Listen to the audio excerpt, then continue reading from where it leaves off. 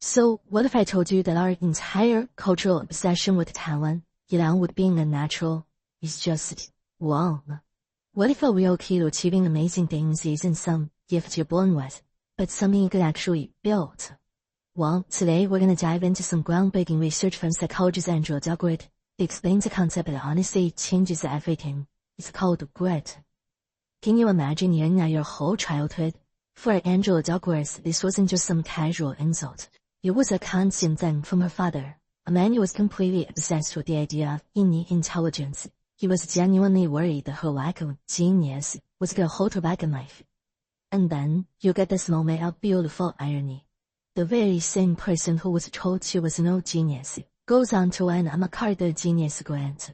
But here's the real twist. She won it for proving her father was kind of right, and also completely wrong. Wait, maybe she wasn't a genius in the way he thought, but he was dead wrong about what actually matters for success. So if it's not genius, what is it? This is it. This is the answer her research found. Grit. It's a really simple two-part formula. Passion and perseverance.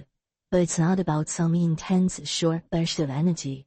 It's about stamina. It's about sticking with your future day in, day out. Not just for a week or a month, but for years.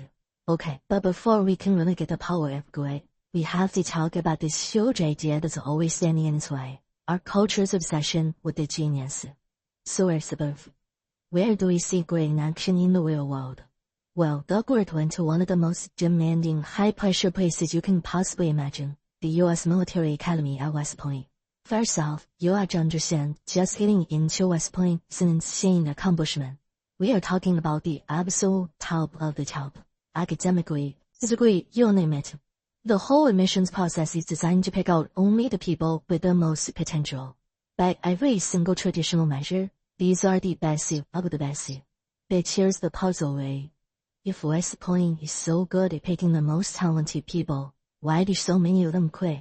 And more specifically, why did they drop out during BSBERG, this brutal 7-week training, right at the very beginning?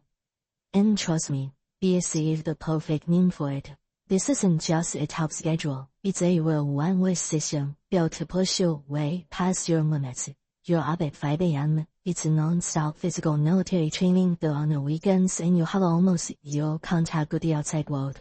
The whole point is to find your breaking point. So, this is the kicker. When Duckworth and the military looked at what actually predicted who would make it to BSc, it wasn't any of the things you expected.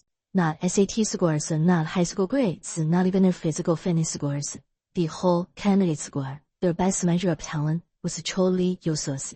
The one thing that actually predicted success, it was their grit score.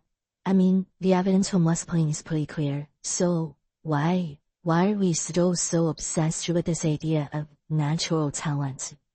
It's a huge paradox, isn't it? We all say, without your hard work. If you ask people in a survey, they'll always say effort is more important than talent, but our actions and our hidden biases, they tell a completely different story.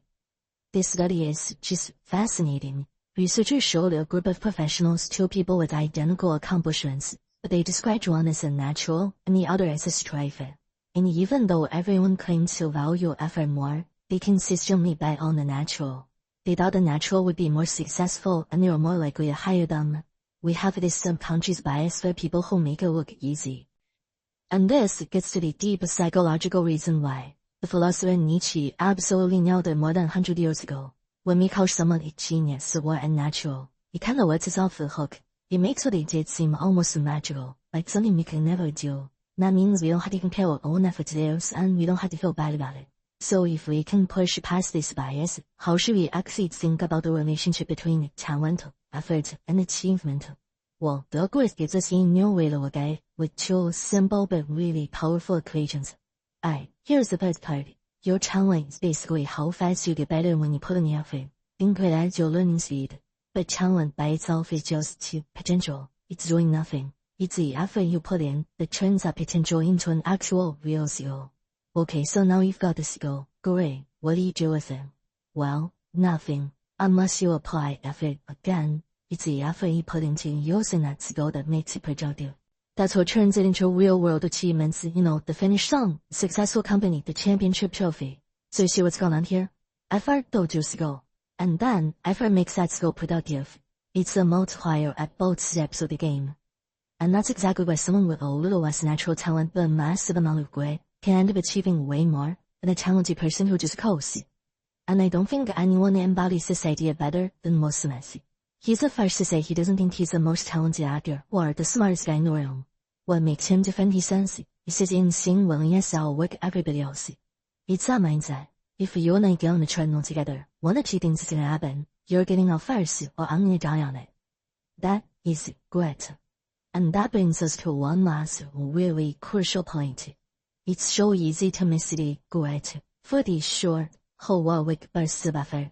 But that's not what it's about. Not at all.